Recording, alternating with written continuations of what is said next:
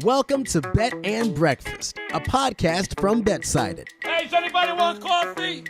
Who wants coffee? It's sports betting for everyone. I'm here to tell you today that the New York Yankees season is done. Stick a fork in them, it's over. Lamar Jackson, I can't believe he's that low on the list that he's my bet for sure at this point in the season. Early leans, best bets, props, parlays. If you can bet it, we've got it. I'm taking the over on this. If you look at the last 5 games, this is a game waiting for points to be scored. Tom Brady, I think everyone's heard of him. If Brady puts up the numbers, they have the 10th easiest schedule the rest of the way. Get in, get out, and you're ready to go. I think they're going to have to give him the award if Dallas ends up locking up this division and possibly even that number 1 seed. And here are your hosts, Ben Heisler, Ian McMillan, Peter Dewey, Donovan Smoot, and Reed Wallach. What comes before anything? What have we always said is the most important thing?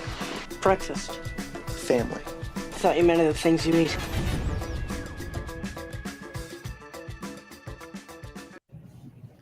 Bet and Breakfast is live. We're all with you here on a Monday. Ben Heisler with Reed Wallach and Peter Dewey, my guys over from BetSided.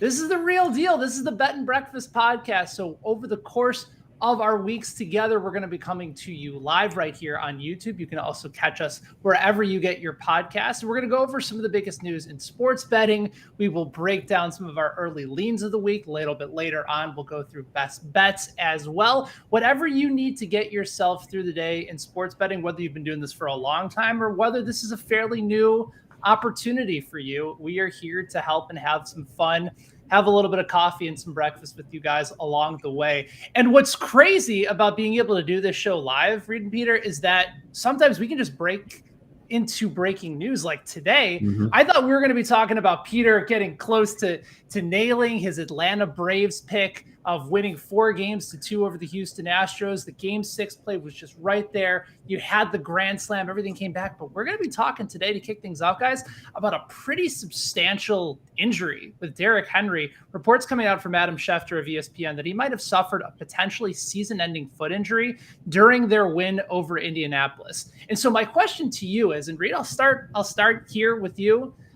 Titans, last time we checked, and Peter just wrote about this over at BetSided, Titans were plus 1,800 heading into the week to win the Super Bowl. How far do you think they'll fall? Because I think right now we're looking at Tennessee as maybe 30-1 or below. How far do you have them falling? And then what would that number need to be for you to feel like, okay, I could consider actually betting them as a contender even without Derrick Henry?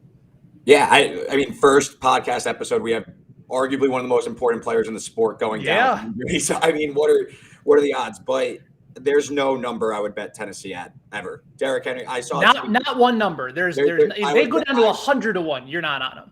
They're done. This is Derrick Henry. I saw a tweet, and I don't want to steal from anyone, but he accounted for 36% of the Titans' yards from scrimmage, most in the league. Yeah, they're done. This is it. I mean, they are up 3.5 games in the division now. That was a huge win against Indianapolis. So maybe they make the playoffs, but you can't replicate what Derrick Henry does for this team. There's not a number I would bet on them. The Rams now are -7 at WinBet, and I know we're going to get into that, but that number is going to shoot up. I mean, Derrick Henry's impact can't be stated enough. So, no, I think the Titans are done for sure. All right, to Alan Berg and the rest of the trading team over at WinBet, I encourage you, I implore you to challenge my buddy Reed Wallach. How high can you make this Tennessee's future numbers so that he'd actually have to consider betting on it with over his opportunity here? Peter, what about you? Like, is there a number for you, or are you on the same aspect as Reed?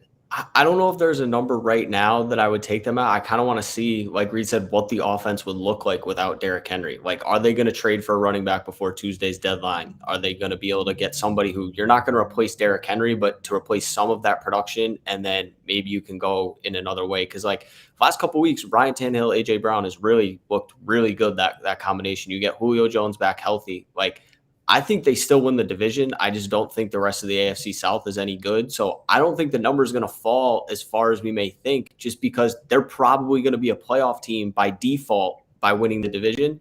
And so how far can you drop their Super Bowl odds really when you have a team that if they win their next couple games, like they just went through the toughest part of their schedule, arguably, like if they win, they're going to make the playoffs. You can't drop them too far, because if they do make a run, now you're at a huge liability at the books. Yeah, that's kind of how I see things, right? Like if you go ahead and put them from plus 1,800 to plus 6,000, I mean, they're going into the postseason. You just need to have a couple breaks go your way. And in the NFL, that's certainly more than possible. So I think if the number goes to 50 or above, at least for me, I'm willing to throw a few bucks down. And I just think the opportunity is there for Tennessee with all the playmakers and the likelihood, knowing their offense, that they're going to trade for an available running back. And remember, guys, I know it's Derrick Henry, but it's still the running back position. You can always find somebody somewhere to be able to deliver. So plenty more on that, including over at BetSided. We're going to have an article up coming up in just a little bit regarding the 3 best backs that the Titans might be able to trade for. So make sure you guys check that out over on the site.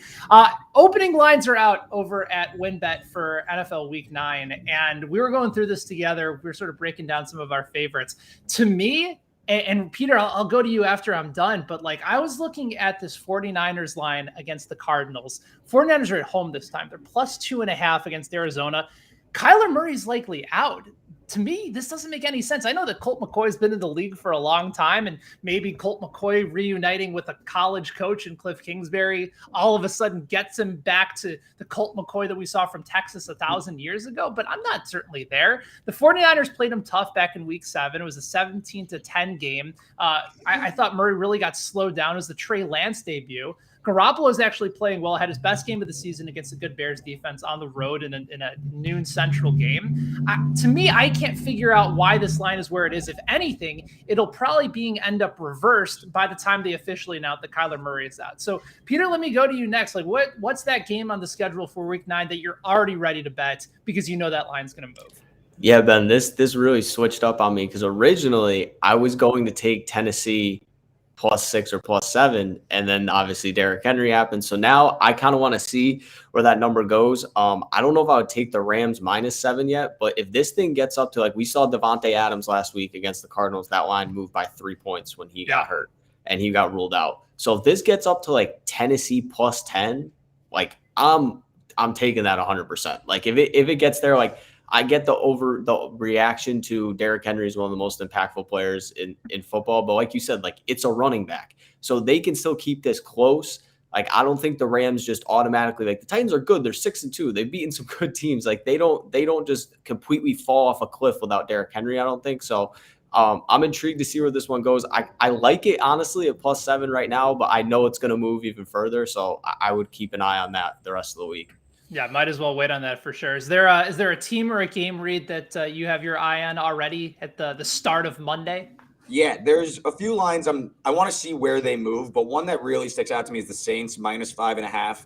I faded the Falcons yesterday. That worked out for me. And the Saints, Trevor Siemian, Taysom Hill might be back at quarterback. I just think that this is a game where the Saints can just pound the rock. The Falcons 30th in defensive rush success, similar script to how the Panthers won. So yes, it seems a little high with Trevor Siemian, or even Taysom Hill, but you could still run the ball. You could still dominate the clock. And the Saints at home in the past 10 years, 49-39-1 against the spread, 37-27 against the number in division games. Sean Payton gets them up for this NFC South division game. I just like the Saints. They look like a really nice teaser piece too if this hits 6. I think so too. I'll be curious as to whether or not there's any sort of letdown after that home win against Tampa Bay. And also, by the way, if you're the sports books, think about all the money, especially at WynnBET, that they were probably taking in live once Jameis Winston went down in that game, knowing that everybody was just live betting and just pounding Tampa Bay.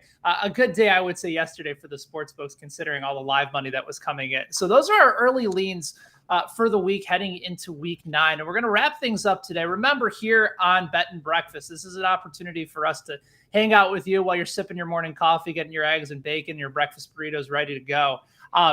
With that also being said, we also like to go out and give some of our favorite plays and get in and out in about 10, 15 minutes so that you can go on and continue your day. So we're looking at all the different odds available over at WynnBET. And again, for more analysis, more breakdowns, all this stuff is available if you go to fansided.com/betsided as well. You can also follow us on Twitter at BetSided, on Twitter, on Instagram, and on TikTok for even more coverage. But I want to go over some of our favorite Monday night plays. We're not going to get into World Series only because that's going to be on Tuesday, so it might be a look ahead for a little bit later on. For me personally, guys, we all talked about it just briefly. Monday night game, you got the Giants at Kansas City. Giants are getting 10.5 points tonight. And I know that the Giants are bad. And I know that Kansas City has not been a good team covering the spread. You go all the way back to 2020.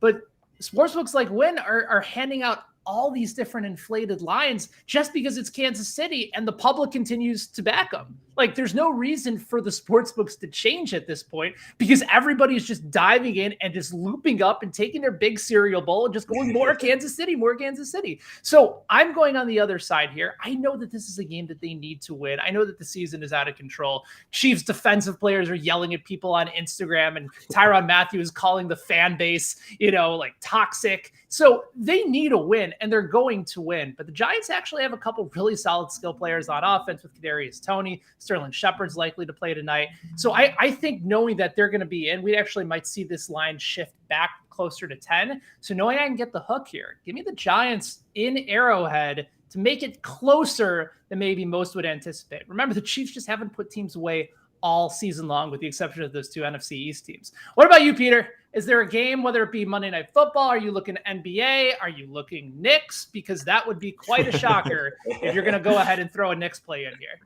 Ben, I'm throwing a Knicks play in here. I'm always looking at course. NBA. We got an interesting one, but I'm not going to take the Knicks to win like the other days I've been taking them to win on this winning streak. But I'm actually going to take the under in Knicks Raptors tonight. It's at 212 on WinBet right now. And the Knicks have been really good offensively this year. I think a lot of people were surprised by that. They're third in offensive rating, but I'm still going to back the under for this one big reason. Both of these teams play at an unbelievably slow pace. The Knicks are 27th in the NBA. The Raptors are 29th.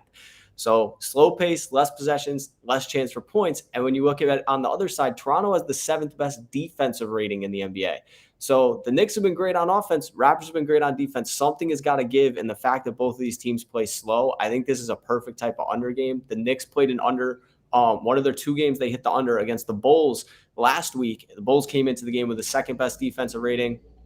I just expect this to be a grinded out game. It's two rival teams playing the same division. I don't think that the Knicks are just going to be able to shoot the three like crazy. The Raptors are a very solid defensive team. So that's my best bet tonight. Reed, are you looking NFL? Are you looking NBA? You're going to shock us all with an NHL pick? What do you got?